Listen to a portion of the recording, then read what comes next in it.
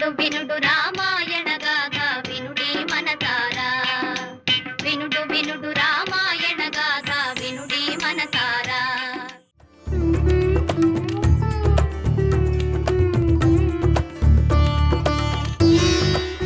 అయోధ్యాపుర రాముని జననం వేదము చేత ప్రతిపాదించబడింది.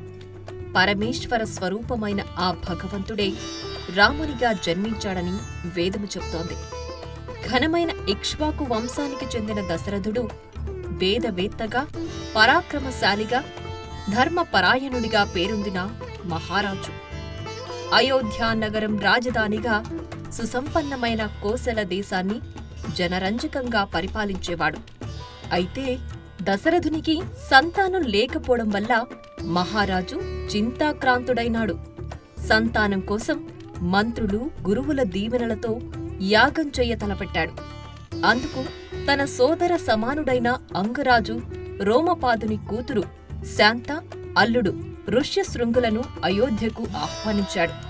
కాగా ఋష్యశృంగుడు ఋత్విక్కుగా అశ్వమేధ యాగం ఘనంగా నిర్వహించాడు. తరువాత ఋష్యశృంగుడే పుత్రకామేష్టి యాగం కూడా చేయించాడు. ఆ యాగం వల్ల దేవతలు సంతుష్టులయ్యారు. కాగా సాక్షాత్తు శ్రీ మహావిష్ణువు తానే రావణ సంహారం చెయ్యాలని తలచి తన 4 అంశలతో దశరథ మహారాజుకు 4 కుమారులుగా మానవ జన్మ ఎత్తడానికి సంకల్పించాడు. దేవదానవ గంధర్వ యక్ష రాక్షసులచే మరణం సంభవించదని వరం పొందిన రావణుడు దేవతలను పీడిస్తున్నాడు.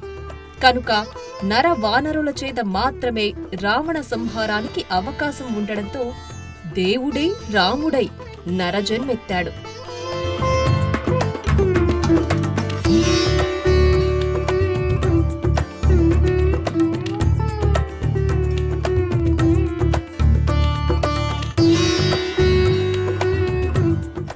యజ్ఞ పురుషుడిచ్చిన పాయసాన్ని దశరథుడు తన భార్యలైన కౌసల్య, కైకేయి, సుమిత్రలకిచ్చాడు. వారు తేజోవంతులై గర్భము దాల్చారు. చైత్ర నవమి నాడు పునర్వసు నక్షత్ర కర్కాటక లగ్నంలో గురు ఉదయ సమయంలో కౌసల్యకు రాముడు జన్మించాడు.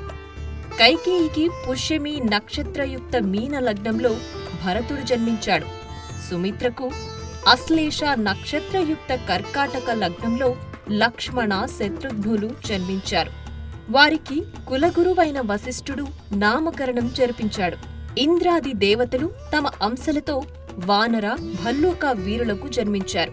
బ్రహ్మ అంశతో జాంబవంతుడు, ఇంద్రుని అంశతో వాలి, సూర్యుని అంశతో సుగ్రీవుడు, బృహస్పతి అంశతో తారుడు, విశ్వకర్మ అంశతో నలుడు, అగ్ని అంశతో నీలుడు, కుబేరుని అంశతో గంధమాదనుడు, అశ్విని దేవతల అంశలతో మైంద ద్వివిధులు, వరుణాంశతో సుశేషనుడు, పర్జన్యాంశతో శరభుడు, ఇలా మహావీరులైన వానర భల్లూక సమూహం శ్రీరామునికి రావణ సంహారంలో సహాయపడడానికి వృద్ధి చెందింది.